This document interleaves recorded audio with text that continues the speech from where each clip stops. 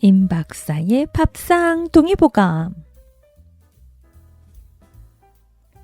오늘은요, 가을철만 되면 유난히 그 아토피로 인해서 그 피가 많이 가렵고 그런 경우가 있어요. 이럴 때 어떻게 하면은 생활 속에서 또 식이요법으로 좀 이거 줄일 수 있는지, 그 가을철 아토피 가려움증의 원인과 그 생활관리법에 대해서 알아보겠습니다.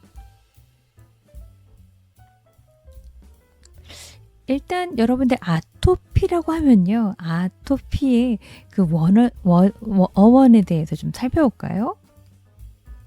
아토피의 뜻은요, 그 이름에서도 알 수가 있는데요, 특이한, 부적당한, 또 뜻을 알 수 없는, 원인을 알 수 없는 그 비정상적인 그 반응을 우리가 아토피라고 이야기를 합니다.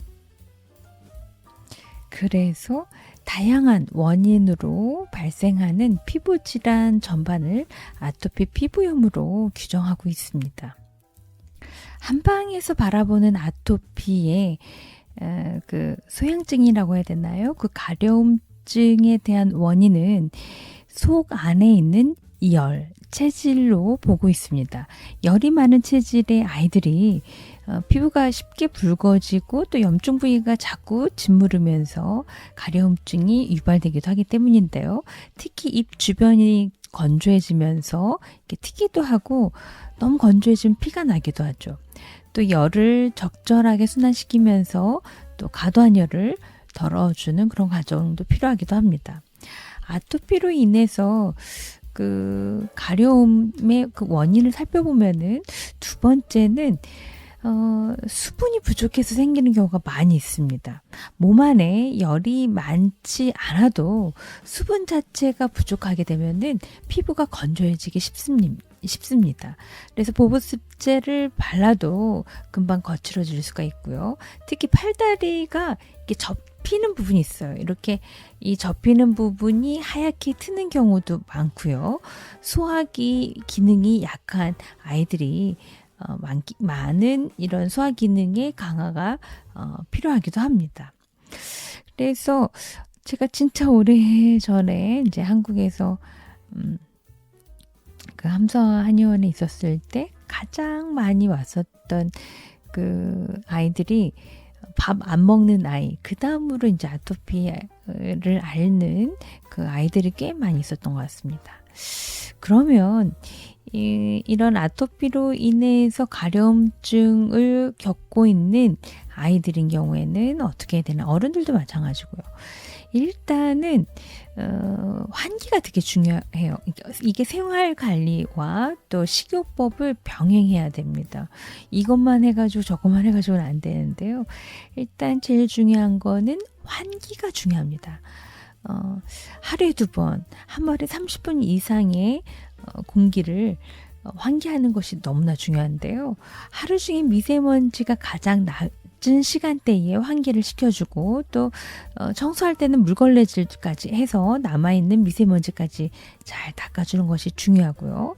두 번째는 엄마나 아빠가 쓰는 화장품이나 향수 같은 것들이 아이들 피부에 닿으면은 굉장히 예민하게 반응할 수가 있어요.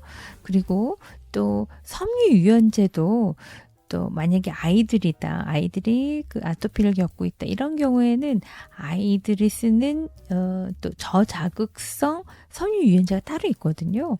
요거를 이렇게 좀 선택을 해서 자극을 최소화하는 게 중요합니다. 그리고요, 옷도 중요해요.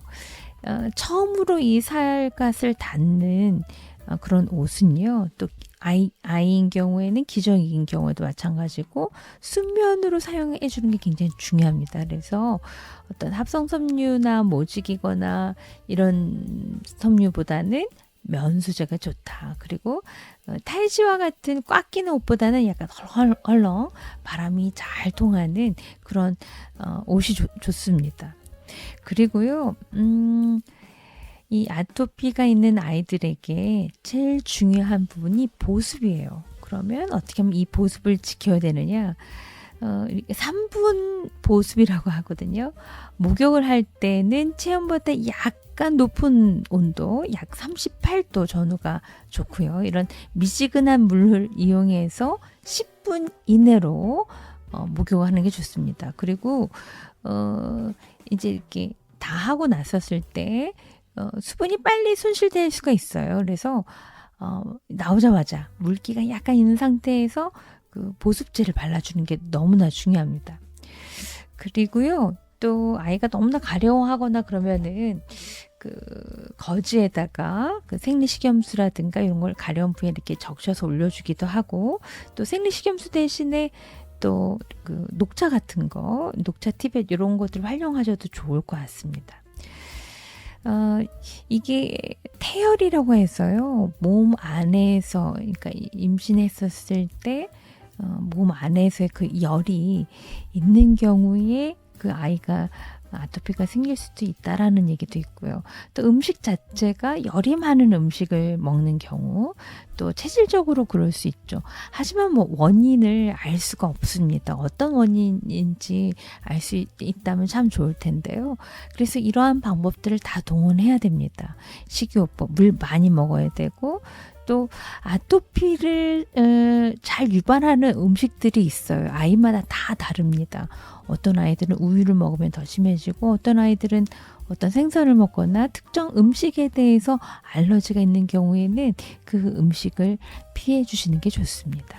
그리고 중요한 거, 꼭 그 보습에 신경 쓰셔야 하고, 그 목욕하고 난 다음에 약간의 물기가 있는 상태에서 로션 바르고, 또 이렇게 접히는 부위는 이런 가을철에 더 건조해질 수가 있습니다. 이럴 때 접히는 부위에서는 로션 다음에 크림 바르고 오일도 이렇게 발라주면 보습이 하루 종일 유지될 수가 있습니다.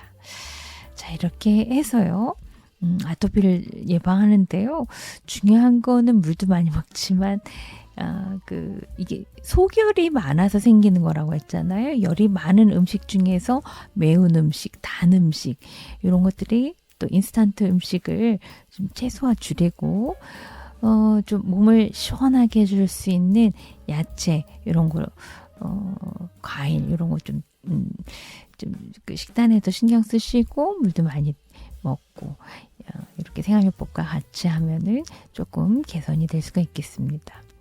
하지만 다른 질환에 비해서 굉장히 장기간 가는 경우가 많이 있습니다.